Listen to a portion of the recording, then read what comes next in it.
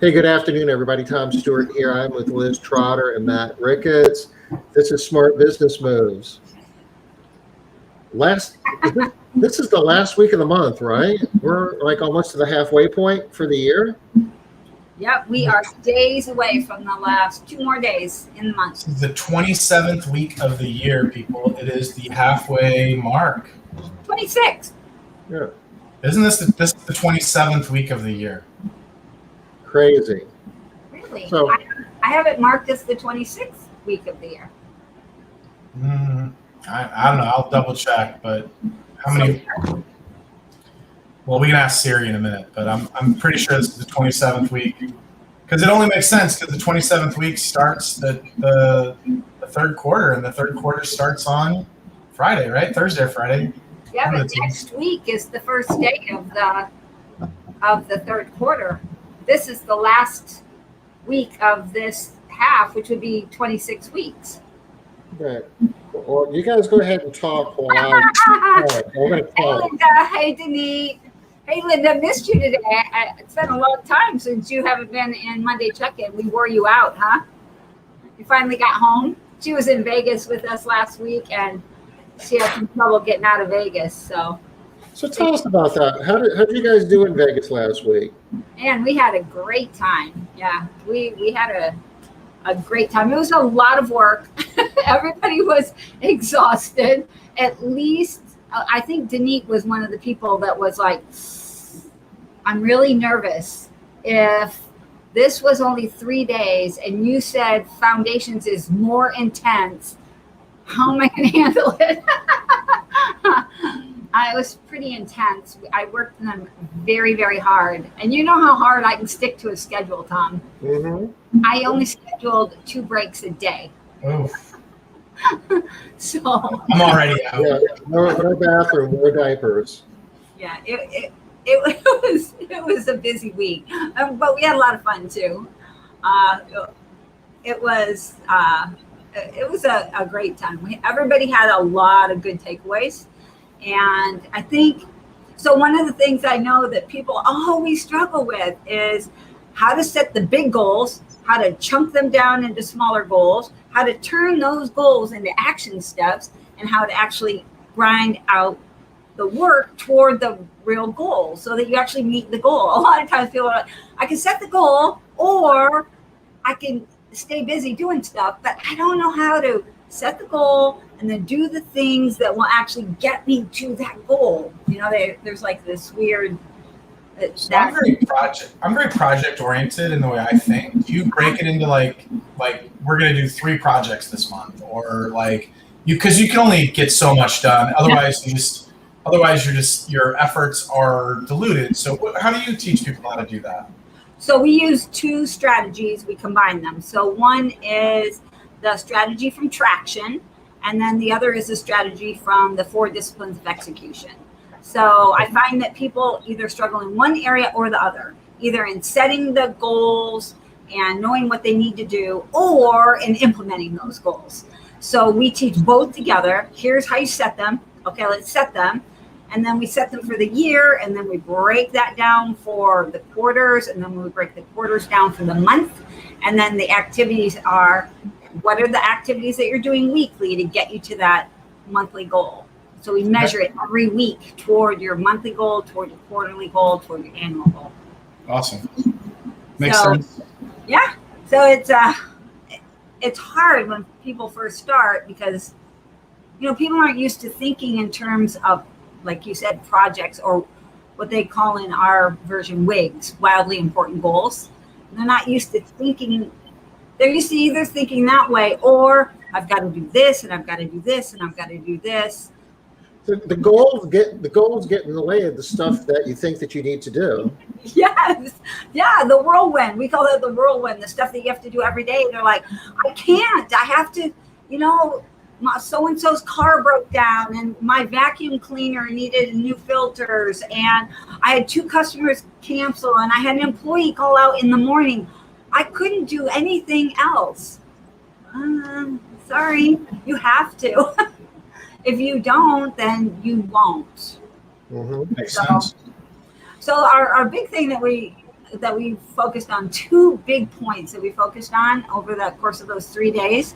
They're really, if you can get it, they're so impactful. The first one is that we really, really underestimate how much we can get done in the short term. We really underestimate how much we can get done, like in 3 months or 6 months or a year. And we really overestimate how much we can get done in the long term. We're like, in 5 years, I'm going to be a $10 million company. But in the next week, gosh, I hope I can get one price increase letter out. Yeah. So that idea of you got to shift that, get more done in the short term, and the big stuff will take care of itself. Minding your pennies and your dollars, that idea. So we worked a lot on that idea. And then we spent a lot of time on the idea that, you can only grow your company to the size of the problems you can handle. So if you can only manage little tiny problems, you can't manage a company that's bigger than a little tiny company. That's as big as you can get. But if you can handle bigger problems, bigger companies. So when those problems come, you need to embrace them. Yay, here's my opportunity to prove I can grow to a bigger company. So we had a lot of people have big shifts in mindset around that. That goes with something that a lot of people teach, though, is that you're the lid. You are the lid of your business. So. Law of the lid. That's what it is. Yeah. Yeah. I think that's a great philosophy to understand. And then it's also a great philosophy to understand is that you can actually grow and expand beyond where you are currently. But until you do, you can't reach the next level. So big goals don't matter unless you make big shifts. That's kind of what you guys were teaching, is that you're helping them expand their thinking, and then reach for bigger short-term goals as well, and then be more tempered with where they can get long-term based on the skills that they have, and then they need to improve those skills. If you want to be a $10 million company, you might have a few more skills you need to level up on in the next 5 years. So that's kind of all interplaying nicely. That was a concept that I wrestled with for a long time. I had a really good business coach that, he kept telling me that, I'm the problem. And so, but you don't understand. And that was when I learned the concept of you don't understand. As soon as you say you don't understand, basically you're talking about, you don't realize it, but you're really talking about yourself. But, it's your situation, our situation, your situation's not unique. It's like everybody else's situation. And, once you understand that you are the problem, then you can be the solution and you can make the changes and all the reasons why you're saying you can't. You just don't understand it doesn't work that way in my business. And I can't, and this, and they, and, it's their it's like, no, you're the problem. And so how we teach that is we call those the yeah buts. It's like, yeah, I know everybody does that. Yeah, but in my company, we do things differently. Yeah, but I can't because of this. Yeah, but. And so if you hear yourself arguing with people or butting yourself or anybody else, you have to evaluate that. So we spent one day, we started each day with 3 questions that you're going to look for the answers to throughout the day. And one of the questions was, when you're hearing presentations and when we're going through all of this material, where do you find yourself arguing? Where do you find yourself saying, yeah, but that won't work in my company. Yeah, but, and then challenge yourself. Is that true?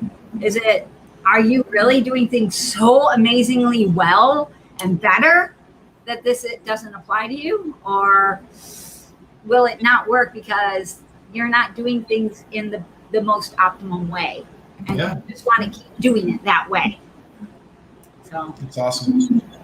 Well, we're gonna talk about that today. I mean, really, that's a good segue into the topic. I mean, we're still in June, so we're still talking about marketing and sales. And what we wanted to talk about is, where does the marketing and sales activity come from, and who's responsible for doing that, and what are the impediments of of execution. And oftentimes, we get ourselves in situations where we're spending our time, and we're basically spending the time our support staff, our office staff, the people who are responsible for doing the important things in our business. I call them our leverage people, doing things where they're staying busy, but maybe aren't necessarily creating maximum value. And we talk a lot about productivity and efficiency and payroll to revenue and cost of goods sold, and we pound on that in terms of getting as much value as you can out of your cleaning professionals. But if you think about it, the people working in your office, they're 10x. They're getting them to create more value has 10x more impact on your business. So another way, there's a big difference between motion and movement, and we want to talk about getting your people moving in the most useful way possible, rather than being engaged in a whole lot of activities that don't result in a lot of movement. Yeah. So I think a way to think about this is we need to get our people out of the whirlwind and have them have processes and have them have automations or different systems. I don't want to overuse words that are thrown around a lot, but we need to basically get them out of the whirlwind. We're always in our own whirlwind, but then what happens is when we basically hand off our problems to somebody else, we didn't document what our job was. We didn't create systems. We just basically threw them into a whirlwind and then expect them to do everything. So I think a lot of the sales process for most companies, we talk about it a lot. It's not a sales or marketing problem. You have a follow-up and systems problem. That's the real thing. I know a company that has probably, every week, maybe 100 leads they don't even follow up on. They don't do anything with them because they just don't have a system. They come in and they're just so busy. They don't have a system to say, hey, we're too busy to help you right now, but we'll put you on a wait list or anything. They just ignore the fact that they have all these leads come in. I've seen it. I've seen their inbox. It's real. I thought it was an exaggeration, but it is a huge just pit of information. So when they need more customers, is the answer increase our marketing budget? I've heard this. I've heard this owner tell me we need to market more. I need to get more customers, and I think that this particular owner still believes that. But I have to just inject one thing. That is not one business owner, Matt. I mean, it's easy to think that is just one business. It is not. I talk to multiple business owners in the MMA groups and also in the one-on-one coaching. I cannot tell you how many times I have to talk somebody out of the idea that they need to put more money into marketing. Sure. So what we're teaching currently is that if you are not, so the number that we're hanging on that is 40%. So if you are not getting 40% on your ROI, if you're not getting a return on that investment of 40%, then you need to be doing better with the leads that you have. And if you do better with the leads that you have, then you don't need more leads. Just sell to the leads you already have. But I was literally talking to a company week before last. Their ROI was 11%, and they wanted to put another $1,000 into their Yelp budget. Listen, why are you paying for somebody else's advertising? Because if you are only closing on 11%, that means 89% of the jobs that are coming to you, that you're paying for, you're giving to somebody else. So you're paying for, sorry, go ahead, Tom. So when you say ROI on their marketing, $80, the money that they're already paying or the time that they're already spending. But you might be talking about a close ratio or something along those lines. Is that more along what percentage of leads turn into new business? It could be that, or sometimes it's the time that they're spending too. So either way, Here's my thinking. You need to be making money off the leads that are coming to you currently, or you're paying for someone else's leads because you're just to someone else. One thing I think happens to most people is they have no follow-up process, either automated or whatnot. So they might get a lead and call them one time. Oh yeah. And then they're done. So I just wanted to show a couple things within Made Central. And your software that you already use probably has some of the stuff. Turn it on. This is an example of automation. So this is all stuff that's kind of built into the Made Central, but you can build even more robust stuff. But like, let's say a lead comes in and you haven't contacted them. There's multiple levels of automation and follow-up you can build within Made Central, long-term nurture. But every time that a new lead comes in, I mean, a lead comes in on our website. Hey, it's great to meet you. That's the first thing we send them. It's like we greet them and like we introduce them to how we work a little bit differently. I mean, the first time you have somebody come to your website, you should introduce yourself and what makes you a little different. So we actually even put a quick little video of Angela in there. Even though Angela's not doing the day-to-day, she still trains my managers on quality. They come to our house. She doesn't go to the office anymore, but she's still involved with what the expectations and level of service are. So it's not that she's day-to-day anymore, but she still has a role. And then we allow them to go ahead and book their services now. But that's where most people they get a lead and they might try and call this person one time, right? Yeah. Or maybe twice if they're doing it twice. Maybe, and they probably have it printed on a piece of paper, and then it's just like a big stack of these things like piling up or whatnot. So that's one thing. If you can't automate it, you need to at least create a process that says, like on that sheet of paper, contacted once, contacted twice, contacted 3 times. Like your piece of paper needs to have like a workflow that you've devised. So for me, we have within Made Central, there's 4 levels of automations. There's leads that we got a phone call on, and then leads that came from our website.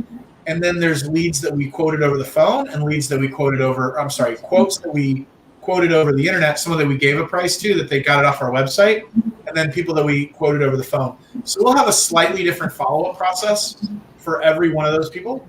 But I wanted to show you how many touch points that we really feel like are important. It's like 15 touch points before we kind of move them into the long-term nurture cycle. So I would suggest really thinking of moving it from like 2 or 1 to 10, like whether that's email, text, like over some period of time. Tom, what do you think? Like how many touch points do you think would be, before you gave up on a lead? Because you spent the money to get the lead. What are you thinking? Yeah, I mean, over a 3-month period, you should be reaching out at least 10 times. I mean, you've got nothing to lose, right? Because these aren't cold calls. Basically, you're responding to somebody who initiated a relationship with you.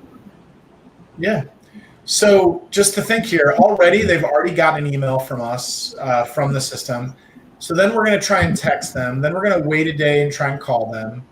The system will automatically email them in 3 days. So if you haven't gotten a hold of them, maybe you have just an email that you send and you mark that off on that sheet of paper that you have sitting on your desk. But at the very least, if you don't have some automation, have a series of mailboxes where you move these leads through some process. Because if you're small and only have 10 leads a week, a paper system is manageable. But if you think about that, if you're going to contact them 10 times, that's 100 contacts that you have to do. Even a paper system with 10 leads a week can start to be overwhelming because you need to do all these touch points. And this is just, I think this is the minimum. We have 1, 2, 3, 4, 5, 6, 7, 8, 9, and then the first one that automatically came, which is 10. So I have 10 touch points within the first 2 weeks before we really kind of put them into the cold lead nurture follow-up system that we have. And we still reach out to them even a little bit longer after this. But this is the first 2 weeks, 10 touch points. Does that seem excessive? Or is that, what are your guys' thoughts? Is that too much? Here's my thoughts. How many people say stop contacting me in that 2-week period? Not a lot. A few. Not too many. Yeah. Yeah. I mean, the important part I think to remember is they started it. They reached out to you asking for your help. So all you're doing is doing what they ask you to do. Yeah. And if they don't want you to reach out anymore, they can tell you, as Liz just suggested.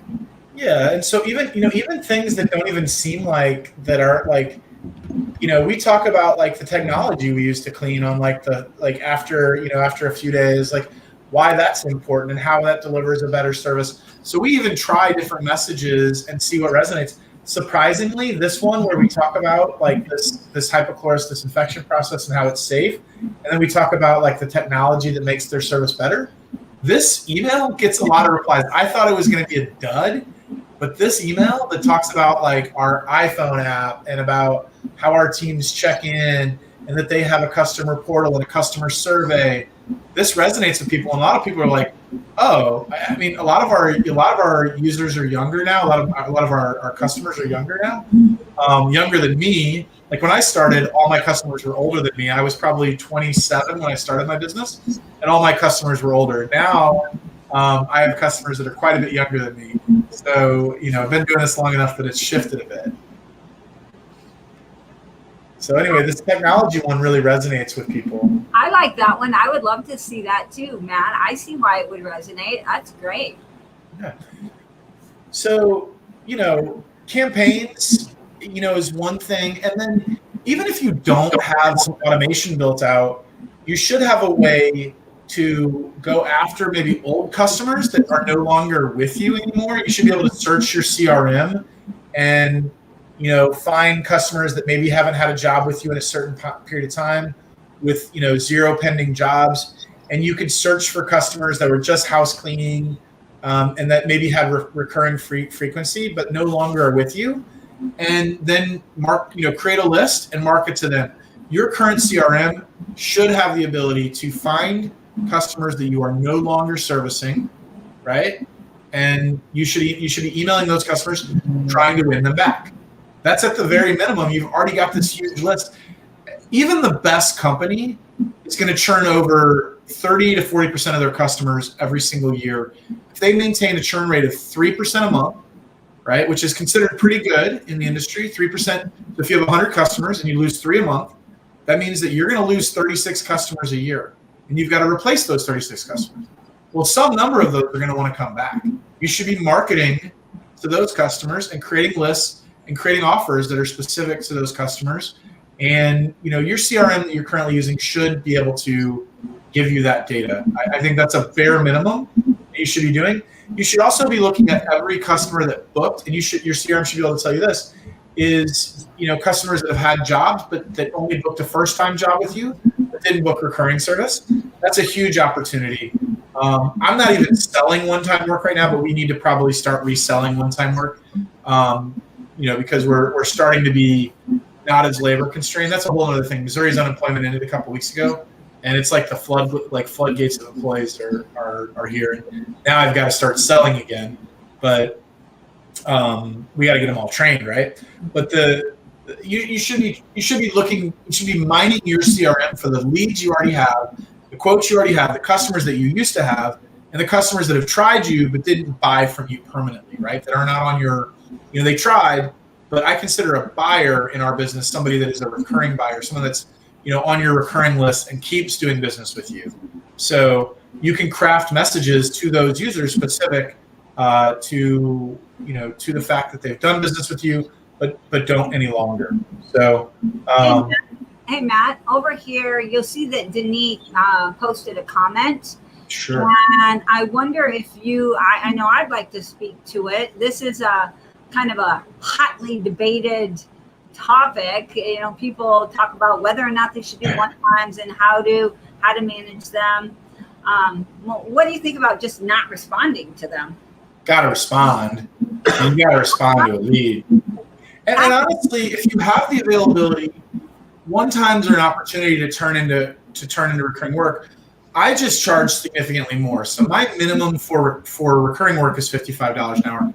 My minimum for one-time work to even go there is $75 an hour. So, and that's to make up for some of the risk that a one-time work is that they don't really know the expectations, or that it's, that's going to be even, out of line with what they think and what you can deliver.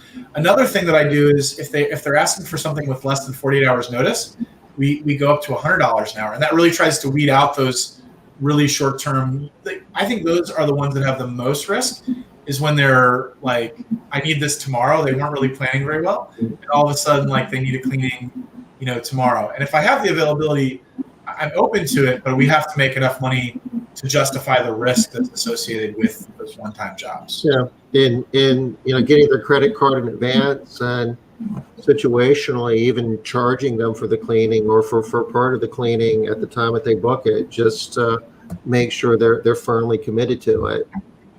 And you do have to realize that, this is a very common strategy to just increase that price so that it is so expensive that it makes it worth your while to clean for those people and to make whatever has to happen. Yeah, and my numbers are my numbers. Whatever works for you, if you know your profit margins and what you need to make. My numbers are based on my employees making $20 an hour on average, with my best people making $25 to $29 on average. I mean, I'm kind of probably the exception, not the rule, the way that I pay. But maybe we all need to be thinking like that. I'm not sure that anyway, my point is that you just base it on your own decisions. But my suggestion is, for one-time work, you should be charging 25% more, and maybe as much as 100% more for short-term. Like, I need this today. If your normal booking rate is $50 an hour, you might want to consider $100 an hour. I mean, you might want to be at double the price. Just a thought. There's a school of thought out there that you don't want to be the one saying no. You want to put a price tag on it that would compensate you, make it worth your while to do it, and let them say no. Right. But if they're willing to pay the price, then do it and put money in your pocket. Just keep one thing in mind if we're going to go with that strategy. I'm not against it, but I do want to remind everybody who's hearing this that if people are paying $100 an hour, regardless of why, they have higher expectations. They think they're spending $100 an hour, they're expecting a perfect job. So you got to be really, really on point with those expectations if you're charging that kind of money. I'm not saying don't do it. I'm just saying you got to be clear. You got to be on point, or that's where you're going to get that situation where you're like, they wanted the job in 24 hours and then they complain about one hair. Yeah, they're complaining about one hair because you charge them $100 an hour. And there's some techniques you can use, though. It's almost like the Uber surge pricing, and we've done this before. It's like, we really are booked up, but it sounds like if you're in a pinch, we can do this, but we would have to move another customer to do it. And if I move that customer, I'm going to have to compensate them for that. So I'm going to have to, if you're willing to pay the premium that I would then have to use to make it right with the customer that I'm moving, I can do that. So they're thinking it's not really super premium cleaning. It's, I understand why I'm paying more, because basically they're paying off somebody else so I can have their spot. And that's how we address it, is like, look, I'm going to have to bump a customer and give them a big discount on a future visit if I can get you in. So I need you to understand where this availability is coming from, is that it's actually going to cost me out of my pocket. So that's how we address it, Liz, is that you're paying a premium because our schedule is full, but we have some customers that are willing to be flexible because we'll give them a discount if we move them. So that is a good point. You do need to address the why of how it's even possible and where the availability is coming from and why it costs more. And for us, it costs more because we're probably having to move somebody and inconvenience them, and we have to, give them something, for it. So, right now we're not doing it. One other thing to think about as far as marketing is marketing to your existing customers. If you have like an employee portal, customer portal, or some other feature that makes their service better, and you can upsell them on their job. So this is a cool thing about Made Central, and a lot of the softwares have a customer portal too. So this is not just a Made Central thing. Yeah. But when you book a job with Made Central, you can send them an invite to a customer portal, and then before their next job, if they've sign up, they can see add-ons that you could add on to their cleaning, and it allows them to kind of self-sell. So we invite every customer to the customer portal. We have about an 85% adoption rate of our customers that actually have signed up for the customer portal. And so it allows them to do, manage their account. But what I really like is allows us to, in the reminders, say, hey, go to your customer portal if you'd like to add on anything to your cleaning. You can see what the available add-ons are, and if we have any specials this week on add-ons. So that's a great way to increase revenue with your existing customers by marketing to them any services you have. So let's say you don't have a customer portal. When you sign up, send out reminders, just let them know what the available add-ons are, and you'll just have to manually add them onto your service that you're going to provide them. But think of it this way: if you can increase your sales 5 to 10% for your current customers, how much is that worth? How many extra customers would you need to add to increase sales 5%? So for me, I'd have to add 20 or 30 more customers just to do that. For when we were at 700 customers prior to COVID, right? That'd be like 35, 40 customers. That's a lot of sales, but you can increase that revenue per customer through upselling to them. And customer portal is one way we do it, but just letting them know what you have available is a whole other way. So Tom, do you guys do anything like that with your customer portal, letting them know what's available, or is that an opportunity maybe still? No, we do that. We use it that way as well, and that works well for us. You can get extra jobs in that way. Well, I'm super excited because we have been sending a job form with the reminder where they have to go to the job form and sign up that way. So this is awesome for me. I just do it right through the customer portal. Liz, you need to come to the Jumpstart tomorrow on campaigns, because I will teach someone in your office how to do this automatically, okay? All right, I am. We're doing a training for Made Central users tomorrow on campaigns, which I'll be teaching. But so if you're a Made Central user and you're on this call, make sure that you register for that and come tomorrow. It's going to be. Put the info in, Tom. For Made Central. It's actually we can't put that out publicly. It's in the the Hangout Hub in the public group or in the private groups, because we don't want non-Made Central users on that, because it's geared towards that. But for your office, have Mindy or have somebody from your office join me, and I'll make sure that they're up to speed on this. Yeah, I'm super excited. That's awesome. Yeah, it's a great tool that we use to increase our sales. And I think that you'll get a lot of benefit out of that. Like starting next week, you could be up and running with that in a week. So again, kind of key takeaways so far is you don't need more leads. You already probably have a lot of leads that you're not following up on as well as you could. So have a number in mind of number of contacts that you're going to contact somebody. I suggest 10. It's a big number. So 10 times. You're going to contact every lead you get 10 times. But what about quotes that you already quoted? You gave them a price and they didn't do anything. Are you guys think that's pretty important? I think that's a missed opportunity as well. Yeah. It's a huge opportunity. So a lot of people, you get them on the phone and they got a quote, and for whatever reason you didn't get the sale right then. One thing that you should do is email them the quote. So it's not just on record on the phone. You should email them the quote. And the reason I say this is because they're going to go back to their inbox and search for that at some point in the future. And you want to be in their inbox. So at the very least, you create a written record of that price, and you'd say when it expires or whatever. You don't, because it's not forever. That price was just for what you gave them today at that point. But I've had people come back to us, and the Made Central quotes, I'll show you this. This is interesting. The Made Central quotes allow them to click a button and book their sale right from the quote you sent them in the past. But I've had customers come back like a year later from a quote that they got over the phone, go to their inbox, click on the button, and book their sale, and then say to us, hey, the pricing online is different than what was in my quote. And yeah, the prices have all been adjusted. I'm sorry about that. That was a year ago. Yeah, that was last year. So it'll have like a booking button, and it'll be like, so this is what ours looks like. Let me preview the template. But so, it's customized to their first name. This isn't the right one. This is. So I like that one, Matt. I like all your little icons. Yeah, all that's customizable. So you can do that with any software, though, I believe. But that's really, it was important to some Made Central users. So I'm looking for quote, internal quotes.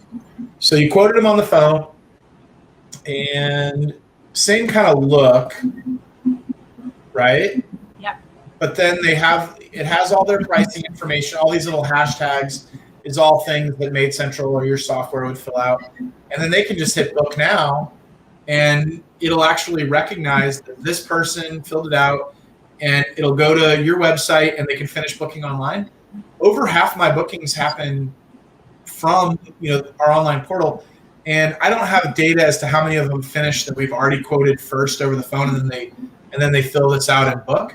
But it's significant. So I really believe whatever you do, you need to send them the quote to their inbox, and it needs to be there so they can search for it and find you later, because they're going to forget about you if all you did was rely on that you quoted them on the phone and they should remember.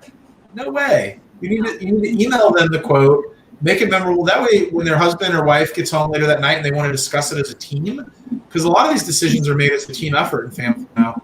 They're going to look at the company that was the most professional. If you sent them really something professional like this, where it's like, this is the quote we discussed, what your protocols were for COVID, what your guarantee is, products, and we're an earth-friendly company. You can learn more, and then learn more about the way we screen and train.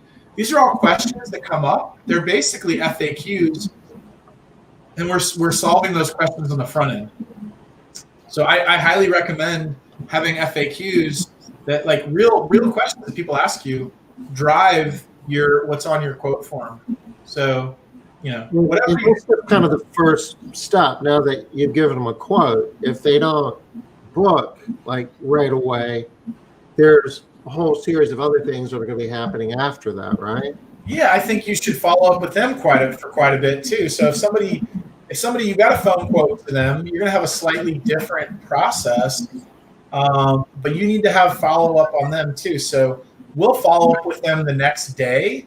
5 days later, we wait a little bit of time for the next email. Then we wait 2 more days and follow up with them again. And then it's all emails from there on 1, 2, 3, 4, 5 more emails. So, it's an 8. There's 8 steps here. I might add one more just to create a round number, because the first step is sending them the quote by email. So that was 1. And then I like 10. I don't know. It's just a nice number. So I think I need to add another step here, so that it's 10 steps. But yeah, you gotta have really strong follow up. If you don't, you're just leaving money on the table. Let's say, I don't have the exact numbers, right in front of me what the tail is, but some portion of your leads are going to come back to you 6 months later, a year later, and again, you need a follow-up system.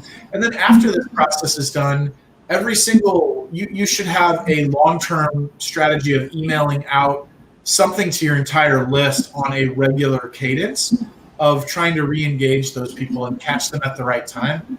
The more frequently that you can be consistent on that, the better. I think as much as 2 times per week is probably okay if you're giving useful information, but at minimum 2 times per month. Well, and it's great just so that they keep seeing your name. Even if they don't open up the email, they see an email came through from Better Life Maids. Even if they're like, oh, I don't have time, delete, they still remember Better Life Maids. So when the time comes that it is time to book, they're like, oh, I really got to get somebody to clean my house. Oh, who is that? Oh, yeah, Better Life Maids. That's just who pops into their head.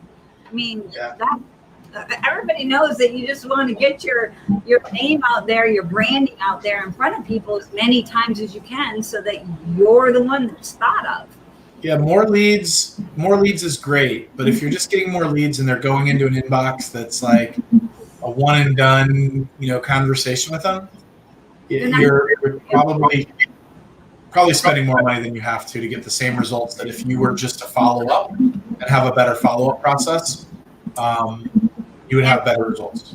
And to Denise, to your point here, that when you're booked and you know you don't have room for that one-time clean or that vacant clean or whatever, you just don't. There's no room. You don't have the labor for it.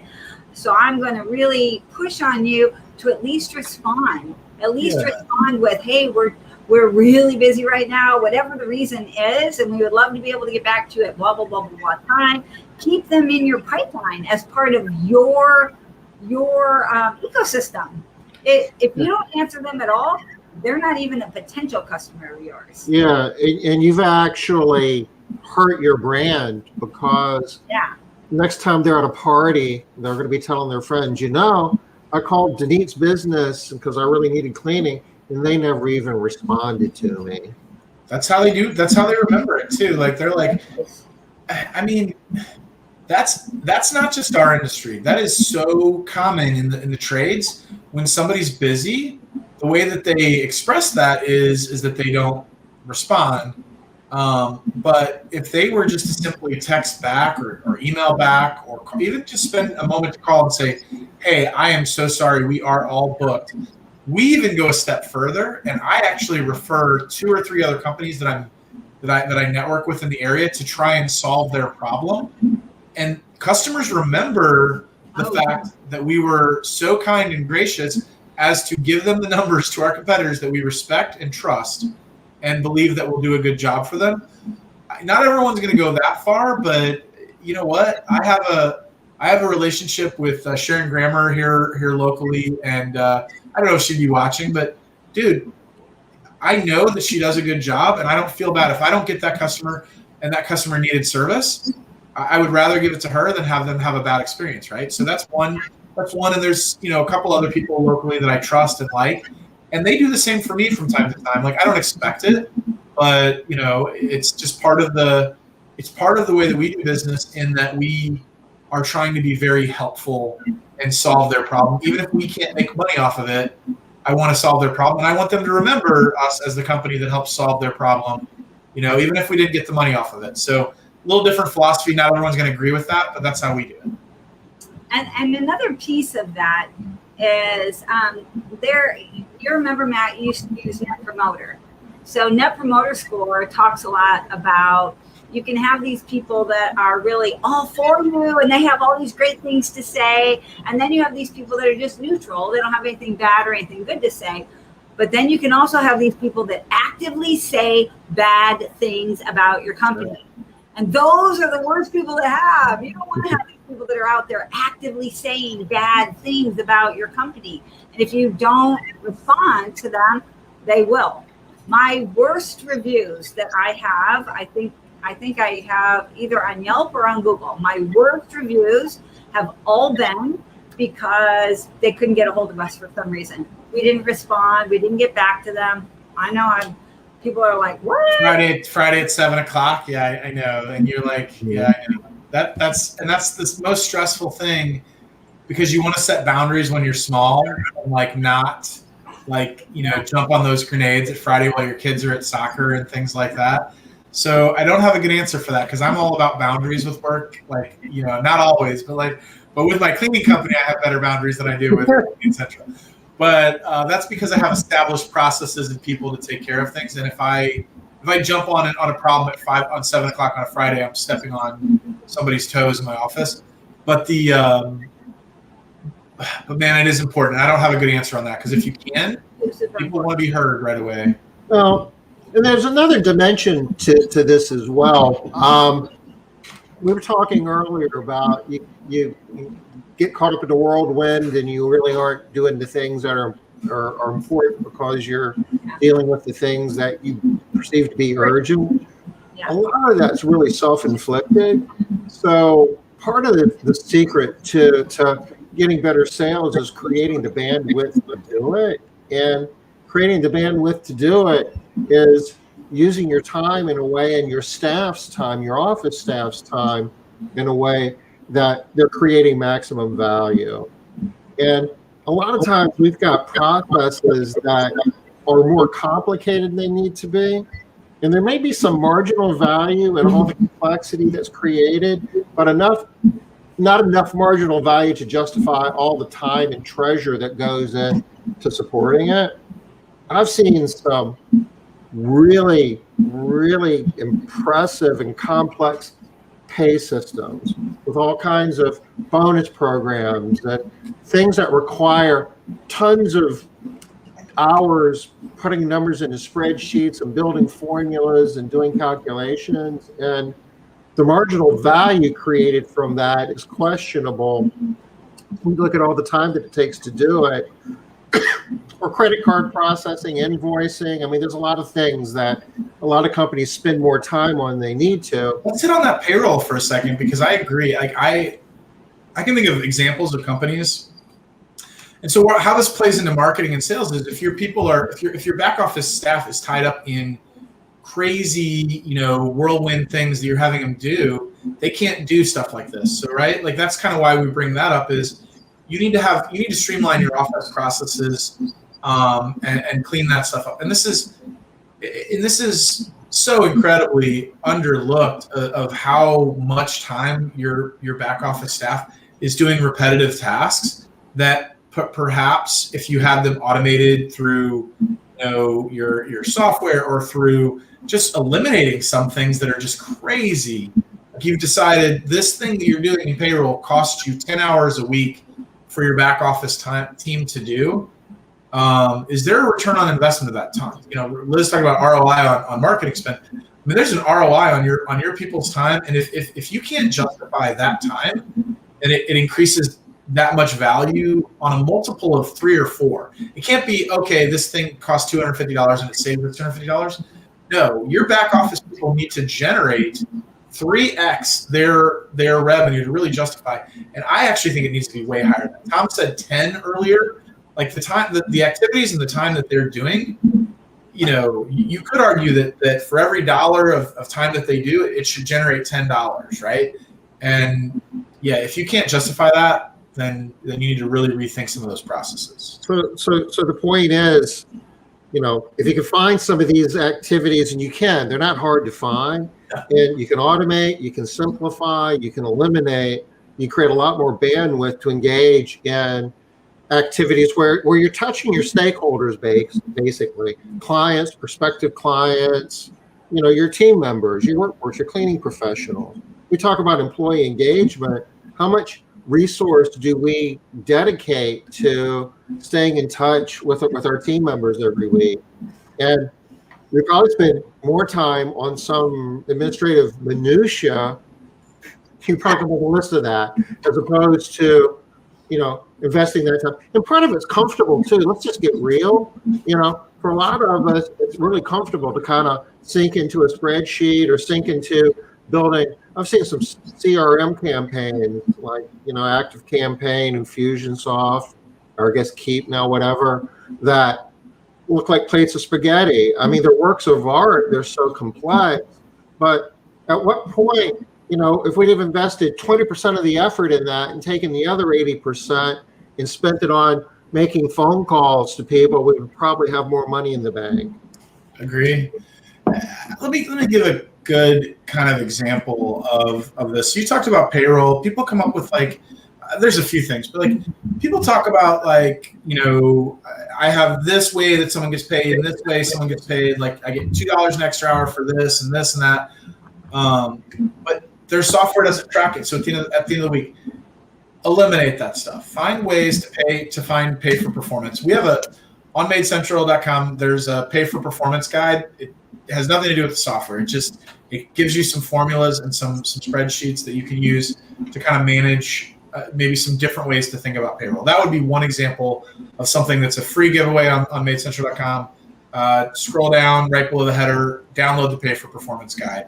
That will probably eliminate maybe 100 hours a year of wasteful payroll activities that you're doing if you can implement something like that in your business. I cannot tell you enough how much just simplifying my payroll process has made my company, a smoother operation and takes time off my manager's back office time. Whatever software you use to run your business, be it your production management stuff, your accounting, your applicant tracking, try really hard to use it the way that it was designed.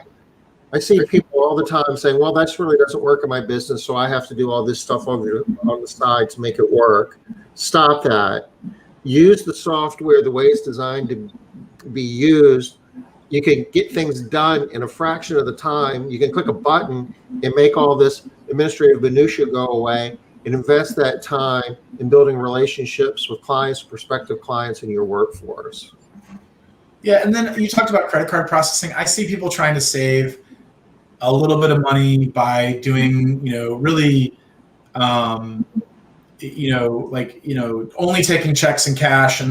But then think of at the end of the day, you've got to have somebody in your office go through and reconcile that payment against each invoice. Is the 3% of the credit card processing really costing you anything if it's costing your back office time 2 or 3 hours extra a day? Did you really save anything? I see stuff like that where people are trying to save money, and really they're increasing the workload of their office to manage those things. Those are all examples. And then that 3 hours a day could be doing follow-up on leads and quotes. Or working your schedule to fit an extra job in, or, the list goes on. There's a ton of things that create more value. Yeah, absolutely. That's all those things. If your software can do it, and most of the maid service production softwares can do things like either pay hourly or pay some sort of commission or job ticket hour. I don't know if they all do, but I think most of them do. And if they do, stop doing all these complex things and get your payroll done with a click of a mouse, and move on, so that activity that took 10 hours a week or 5 hours a week, whatever it is, arguably if it's 2 hours a week, it's too long. If you can get it done in 10 minutes, get it off their plate, and then all that time can be recaptured to like these activities Tom is describing. That's the focus of automation and campaigns and doing all this stuff that your software was built to do. It can't. Most of them can do some level of this stuff. And you should take advantage of those features and reduce your back office workload. I can't even imagine some of the things that I used to do. I can't even imagine doing them today, because I'm like, I just love simplicity so much, and we have complex payroll, we pay commission, but I love the simplicity of hitting a button and it's done. And I couldn't imagine going back and trying to track all these different things that we used to track. The mousetrap was just too busy.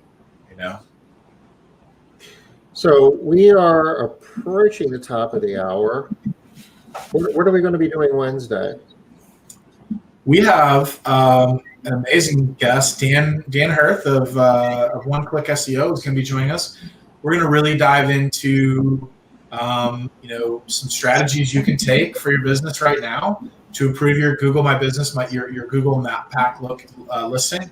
Whether you outsource that and you need to make sure your company that's doing it for you is doing a great job, or you do it yourself, some strategies and techniques to do that, because that is where basically most of search is happening now. Is 6 out of 10 search results happen from the Map Pack. So you need to get yourself up the rankings one way or another, and that's going to be what we're going to really focus on with Dan.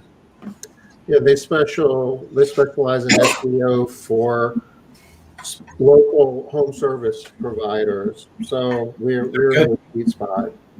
Yeah, I mean, I pay to use them. They deliver results to me, and I'm a pretty good practitioner, so they can do a better job than I can, and in less time than I can. I have to utilize my time in other ways, and so you just have to. Yeah, sometimes it's you can learn something and do it yourself, and I did all that kind of stuff for years. But even I outsource most of that stuff at this point. And you're using your time more wisely. You can use your time on higher order. I mean, you're buying time basically. Yeah. We had Dan do a presentation for us in Vegas. He was one of our sponsors. And the things that company does for SEO, everybody was just blown away. They do so much more than the typical SEO company. I think everybody's going to love that presentation. How long is he going to be on for? Is it going to be on the whole hour, 45 minutes? Yeah, we have them for the whole show. So SEO One Click for the person that walked away a little bit. Dan Hirth of SEO One Click, and yeah, I would like what I really love is the process. So like they involve you in the process, and you really can see what they're doing because they have a checklist, and you're maybe not everyone's going to love that, but I'm used to using Basecamp, and I like the project aspect of it, and I can see what they're working on next, what links they've got for me. It's very transparent. It's very different than most SEO processes. Yeah, as opposed to the experience where just trust us and you're not waiting long enough. Be patient. Yeah. Yeah. Who is the Facebook user that doesn't have a name? Facebook user. Who is that normally? It's one of your folks because they knew who Dan was once we they're in the group. They're in your group, Samantha. Yeah. Sam. Hey, Sam. So Sam, I use them as well, Sam. So I don't get anything personally off of you're using them or not using them, but I find them to be valuable. And even if you don't hire them, listen to them. They know what they're talking about. They're gonna share information in terms of how you can get more value off of people who are using their phones primarily or a desktop looking for a cleaning service. Dan has the philosophy is he'll tell you exactly what he does because he knows that 90% of people will not bother to do what he's going to do. Mm-hmm. And the truth is they don't have the time, the energy, or the resources to do it. So he'll tell you exactly what he's going to do and how he does it. And we're too busy doing that crazy payroll process. Exactly. I think if you don't use Dan, you're the people that need to be on there on Wednesday because you really need to see what your SEO company is doing. And if they're not doing all of the stuff, at least you'll know the stuff to ask about. Because most of the people I know that have an SEO company that doesn't operate like Dan does at SEO One Click, they have no clue what their SEO company does. They don't know what to ask. They don't know what to look for. They don't know how to see what they're doing. They're running blind. So coming on Wednesday, and you're going to know what to at least ask your company. Awesome. Okay, well, we are at the top of the hour. So Wednesday, we'll be wrapping up Sales and Marketing Month. And Dan is a great way to do it. We're going to be talking local SEO. So you guys take care. We'll see you Wednesday, 5 o'clock. Bye-bye. Bye, y'all.